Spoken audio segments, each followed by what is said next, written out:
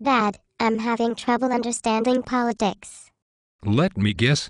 You don't understand the difference between carbon tax and carbon price?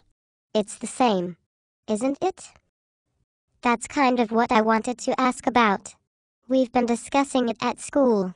Nicole said that the Prime Minister, before the election, promised that there will be no carbon tax under a government that she leads, and now 6 months later she introduced a carbon tax from July 2012. That's right. Julia Gillard said that just before the election. The polls were not good for Labour, so it appears that statement, together with Wayne Swan saying that Labour bringing in carbon tax is a hysterical, inaccurate claim, was orchestrated to make sure the Liberals don't get any political advantage so close to the election. So the Labour Party were dishonest on purpose? Most probably. They didn't want to lose the election, and if they said a new tax will be introduced, it would have resulted in less votes. Okay, so what happened after the election?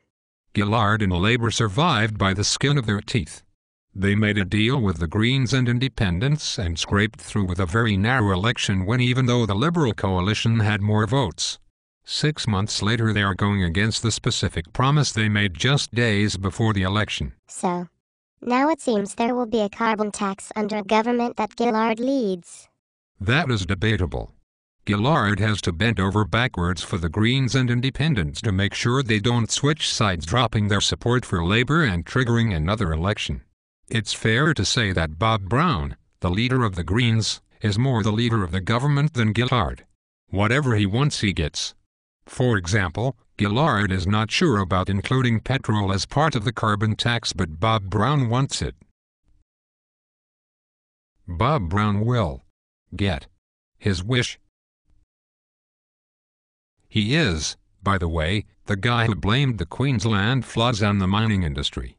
He has good intentions, but not someone you would want to be in charge. So Gillard is getting a lot of criticism in the media for being a liar, I would imagine. Well, not so much anymore. Outrage died down pretty quickly. It's a bit disappointing, but lots of political commentators are letting the lie go unpunished because they probably believe that a carbon tax is for the greater good. Maybe they just hate the Liberals.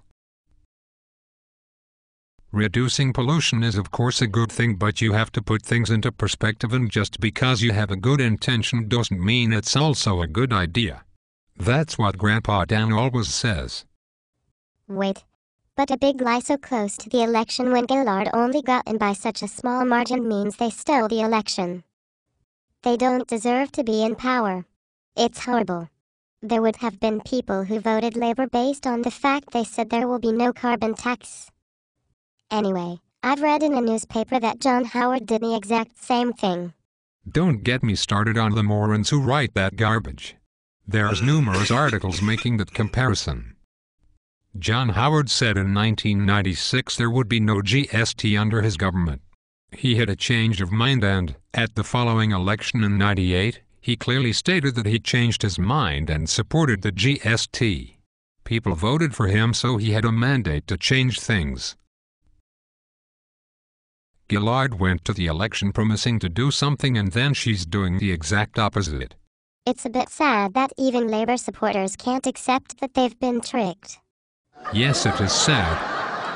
The only thing you can do is wait for the next election and punish people who lie by not voting for them or their party.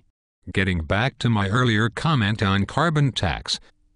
According to recent figures published, the top 6 polluters, plus Australia, produce 18,071 million tons of CO2. If Australia totally shut down overnight, that figure drops to 17,634 million tons. But that's silly, so let's just go for a 5% drop. That figure of 18,000 million tons reduces by only 22 million tons. But surely there is hypocrisy at work here too.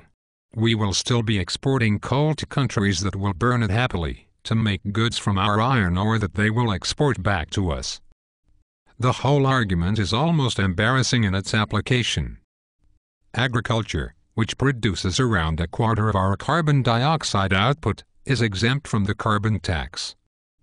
They are not really serious about this issue. Well, I guess I feel sorry for the students who support labor. It means not only that they are supporting the liar, but also that they are gullible. Well, they just lack understanding of the situation. The debate should not really be about the merits of a carbon tax anyway. It should be about if the Prime Minister is a big fat liar pants on fire. She is. Cannot argue against that.